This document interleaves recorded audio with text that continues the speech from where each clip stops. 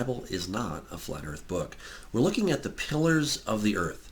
So what are the pillars exactly, and what are they doing? This is important because this is one of those areas where people have read these passages in English and they've made assumptions about this. Now I get a lot of questions. They say, or comments, people say, Doug, I just read the Bible and then you're trying to tell me what it really means. Well, the trouble is that the Hebrew is what it really means. And anytime a translator has to go from one language to another, they have to make choices. And they're not always thinking about the implications of those choices or what is the best word. They're just saying, well, this word is used in a number of different ways. We have 4 or 5 different possibilities of how we could translate it. We're just going to pick one. And so we go back to the original language and we say, does it really mean pillar? Is that the best way to understand that? Or is there another option that would help us to understand this better in light of the world we live in, the fact that it is actually a round earth. So it's not a flat earth book. I hope you will grasp that. So again, the pillars of the earth, what exactly are they doing? Let's take a look at 1 Samuel 2:8. For the pillars of the earth are the Lord's, and he has set the world upon them. Now if you just read that in English, you're like, oh my goodness, it sounds like God has kind of a pancake earth, and he's got these pillars, and it's this frisbee is sitting on top of these pillars, or the pancake, or whatever. But is that really what we're supposed to understand from this passage? Is that what God is trying to communicate? This is important because Jesus said that your word is truth. So if we can't understand the Bible, or if it leads us in directions that are completely, at odds with everything, then we're going to have some real problems. The good news is that the Bible is not at odds with science. The Bible is actually in agreement with science, with, of course, good science. There's some bad science out there, but most scientists are trying to do their very best to understand the world around them. They don't always come to the right conclusion, but it is self-correcting. And so we want to understand, is the Bible completely out in left field? Is it a flat earth book? Despite all of the hundreds of years of experiments of mathematics by people who have been trying to understand the world around them. And most people have just been doing experiments, they've been doing surveying, etc. They had no horse in the race, and they're just trying to understand how far it is from here to the other side of the river. And they have to account for the angle that is in the earth. So here we have the pillars of the earth. It's this mtzukei aretz. Well, if we look at BDB, the Brown Driver Briggs Hebrew, English, and Chaldee lexicon, it tells us this word means molten support, pillar, or column. If we look at 1 Samuel 14:5, it says one crag, matzuk, and the NET translates that as cliff, rose on the north. So let's take either one of those. For the crags of the earth are the Lord's, and he has set the world upon them. Or let's take, for the cliffs of the Lord, the cliffs of the earth are the Lord's. You see, it sounds different when you say cliffs, and yet that's how the New English Translation has chosen to interpret that verse. So part of it's going to be which Bible translation you choose. And of course, people can get onto the King James as the only correct translation. That's actually nonsense, of course. We have to go back to the Hebrew to understand what this means. And it doesn't mean that the ISV or the NAT or the New King James, one of them is any better in this case, but it means that there's different ways that we can understand that. And they've all done their very best to interpret that, translate that to the very best of their ability. But we have to go back to the Hebrew. That's really the bottom line here. So let's think again about these two passages with that idea of the BDB, the Brown Driver Briggs Hebrew, English, and Chaldee lexicon. One of the meanings is molten, support, or a pillar, or a column. Well, it just so happens that when we understand some geology and magma and lava and of course volcanoes, what do we have? As we look here in the graphic, we can see that we actually have this molten support, this molten lava or magma at this point, right? It's coming up through the earth, and it kind of looks like a pillar, doesn't it? Take a look at that. You see some pillars there in the red. Those pillars look like they're molten, aren't they? Could that be what God was talking about? Well, quite possibly. It says that he set the world upon them.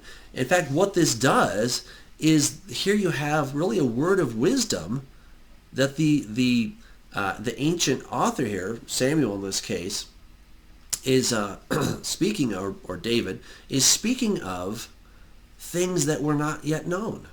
And in giving us insight, only hundreds of years later would we understand through our understanding of geology that, oh my goodness, this is what's actually happening in the world. That's pretty amazing.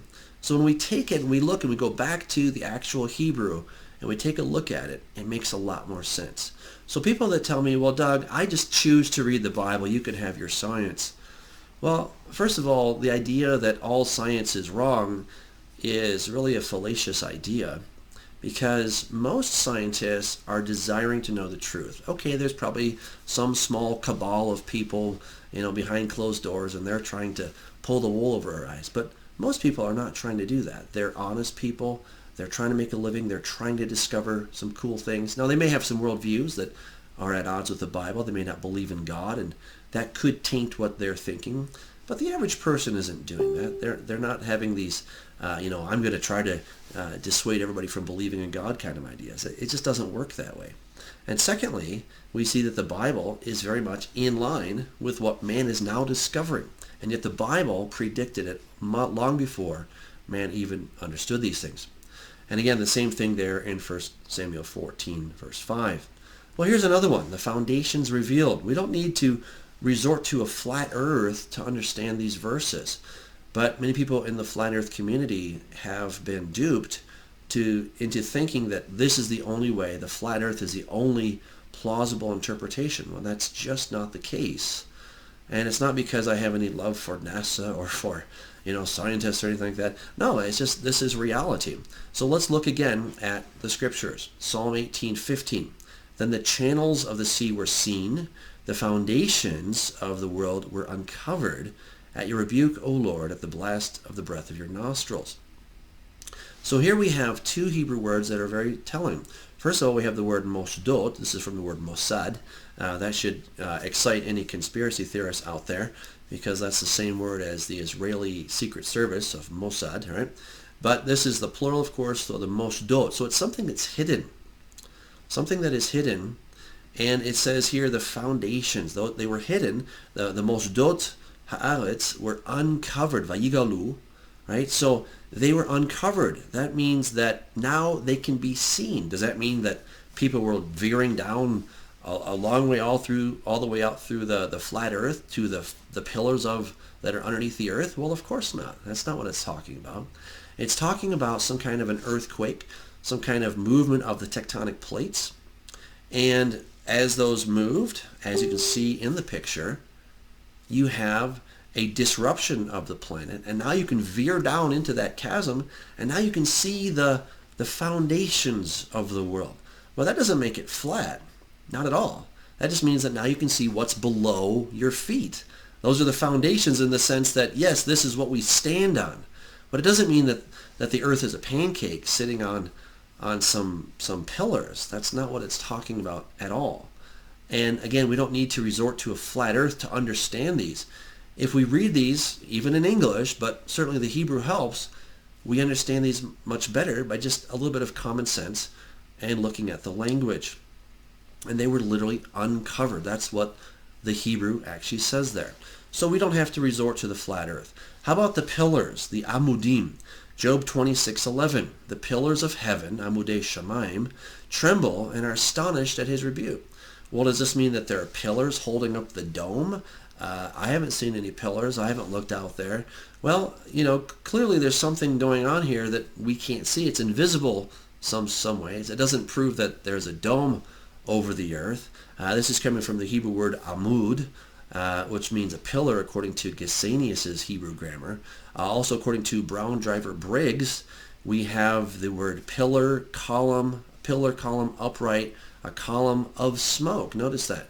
So it could also be a pillar of smoke. So these pillars of heaven, whatever they are, they tremble. They could be clouds of some sort. We're not told specifically what these pillars are, But they don't have to be some kind of a, something made of rock or something really solid in that sense. They could be, but they don't have to be something made, something that's solid. Notice we have, of course, when God was sojourning with the children of Israel in the wilderness, you had the pillar of fire and the pillar of cloud, right? Those are pillars, and they were not solid.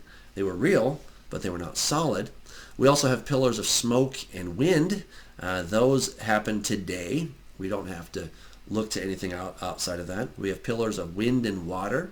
So again, there's all kinds of different pillars out there that will fit the bill. Now, which one of these God is talking about, I don't know. Maybe he's talking about some kind of a nebula or something out in the middle of outer space. I don't know. We're not told. So understanding the language helps us to understand what these are talking about. We don't have to go to these lengths of saying, well, it's got to be a flat earth to understand these things. Not at all. Not at all. Just a little bit of common sense in geology will help us to understand what is actually going on. And our next segment, we're going to look over the passage in Job 26:7, which is al-blima, and we're going to look at that. So I hope these are helping you to understand that the earth is not flat, and the Bible is very much in line with what most science is saying. Not all of it, but most of it, and that's good news. So until next time,